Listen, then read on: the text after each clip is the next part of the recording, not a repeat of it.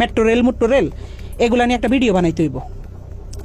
এ কথা বলে আমারে বলতে যে তোলাই ভাইয়া কিছু টাকা পাঠাইতেছি, তো হে তো যেটা বলে আমরা তো ভয় পাই। আমি কিন্তু হেরে বাঘের মতো ডরাই। আমি না, আমাদের টিমের সবাই তার বাঘের মতো ডরায়, কারণ মানে সে অন্যরকম মানুষ ভাই। সে ক্যামেরার ভিতরে একরকম, কিন্তু ক্যামেরার বাইরে খুব ডেঞ্জারাস একটা লোক। তারা কিন্তু সবাই ভয় পায়। ইউটিউব ইন্ডাস্ট্রিতে একটা টাইমে তার সবাই বাঘের মতো ভয় পাইতো। সবাই তার অফিসে ডাকাইতেছে, যারা আমরা টিমের যারা মানে ছাত্র আন্দোলনের সময় তার বিপক্ষে চলে গেছিলাম। তার বেল্টের বাড়ি আমার তো বেশি কেউ খায়নি। তো বেল্ট খুইলা আমার কুত্তার মতো পিড়াই। 2-3 মাস পরে হয়তো বা তার মাথাটা আবার ঢুকছে যে রাই কি কারো লগে আবার কিছু কইয়া লাইনি। হ্যাঁ, রাইরে আবার একটু দমক দিতে হইব। কেমনে বড় একটা নেতার সামনে হয়তো ফোন টোন দিলে আমি একটু ডরাই যাই। আমি তো ডরাই যাই আসলে, আমি কিন্তু ভয় পাই।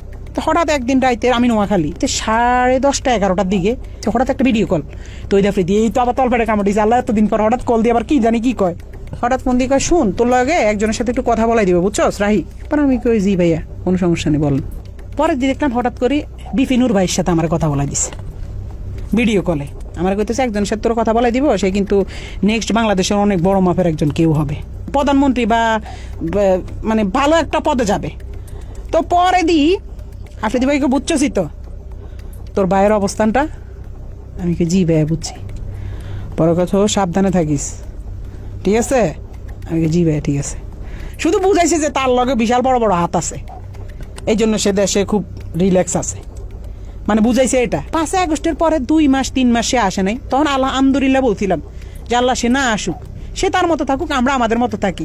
আমরাও তার কাছে যাইতাম চাই না, সেও আমার কাছে না আসুক। যে মানুষ 5 আগস্টের পরে আইসা দেশে স্টে করছে, সুন্দরভাবে থাকছে, আল্লাহ তো আপনার সুযোগ দিছে। কিন্তু না, আপনার ভিতরে তো ওই মনুষ্যত্ব না। আপনি শুধু রিভেঞ্জ, কারে ধরবেন, কারে মারবেন, কারে কি করবেন, আপনার মনের মধ্যে শুধু এসব হারামি।